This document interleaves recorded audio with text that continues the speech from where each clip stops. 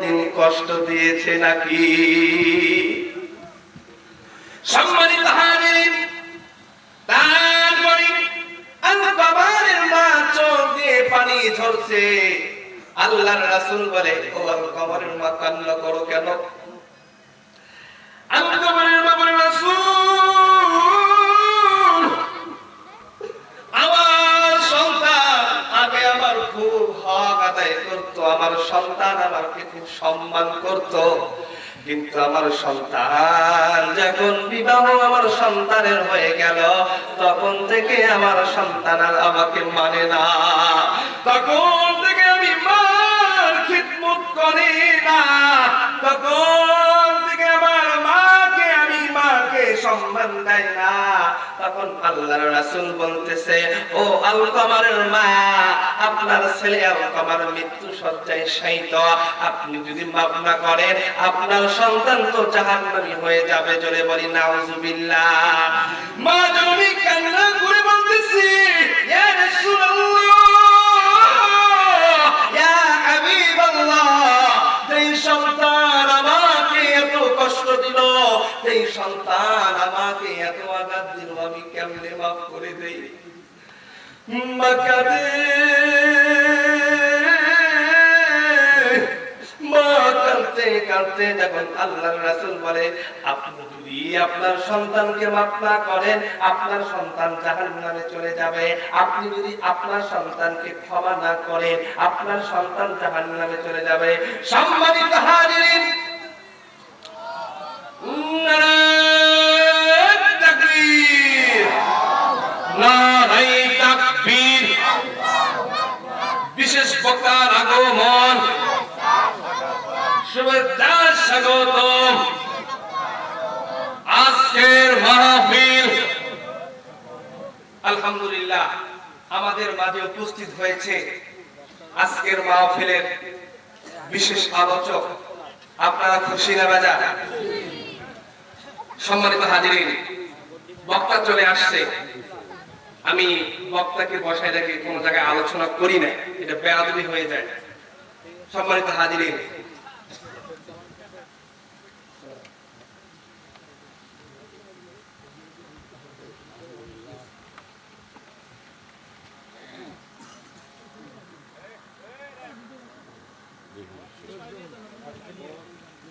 যে কথাটা বলতেছিলাম এই আর 2 মিনিট।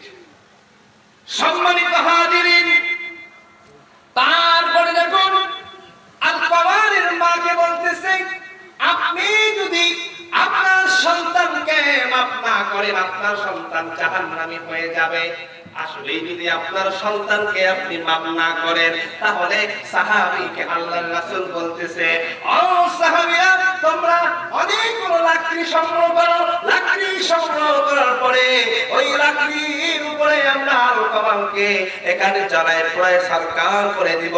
সম্মানিত হাজিরিন, তারপরে আল-কামার রাদিয়াল্লাহু তাআলা আনহুর মা, আল-কামার রাদিয়াল্লাহু তাআলা আনহুর মা রাসূলকে বলতেছে, ইয়া রাসূলুল্লাহ, ইয়া হাবিবাল্লাহ, আমি তো মা, আমার সন্তান যতই ভুল করুক আমি তো আমার সন্তানকে আমার চোখের সামনে আমি পুরো দেখতে পারি না। ও রাসূল, জান জান, আমি আমার সন্তান আল-কামারকে মাফ করে দিলাম। এরকম বলেন সুবহানাল্লাহ। সম্মানিত হাজিরিন, দেখুন আল-কামার রাদিয়াল্লাহু তাআলা আনহুর মা আল-কামারকে মাফ করে দিল। তখন আল্লাহর রাসূল সাহাবীদেরকে বলল, ও সাহাবীরা, এখন যাও তো দেখি আল-কামার কালেমা পড়ে না না করে।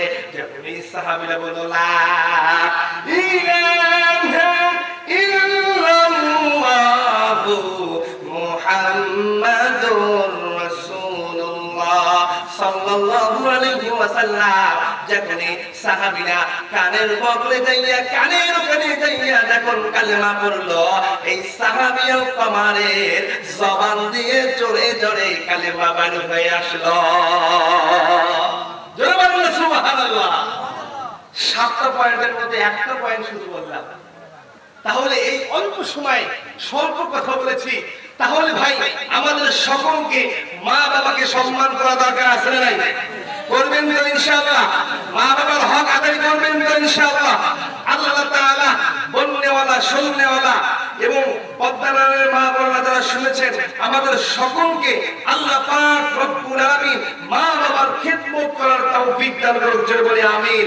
আপনাদের মা বাবা নাই, কবরের ওখানে যে আল্লাহর কাছে কাঁদবেন, আল্লাহ আপনি আমার মাকে মাফ করে দেন, আল্লাহ আমি আমার মার সাথে অনেক জুলুম করেছি, আমার বাবার সাথে অনেক জুলুম করেছি, আল্লাহ আপনি আমাকে মাফ করে দেন। যাবেন তো ইনশাআল্লাহ? মাফ যাবেন তো ইনশাআল্লাহ? আল্লাহ পাক রব্বুল আলামিন আমাদের সকলকে মা বাবার খিদমত করার তৌফিক দান করো। জোরে বলি আমিন। ওয়া আখিরি দাওয়ানা আলহামদুলিল্লাহি রাব্বিল আলামিন। আসসালাম।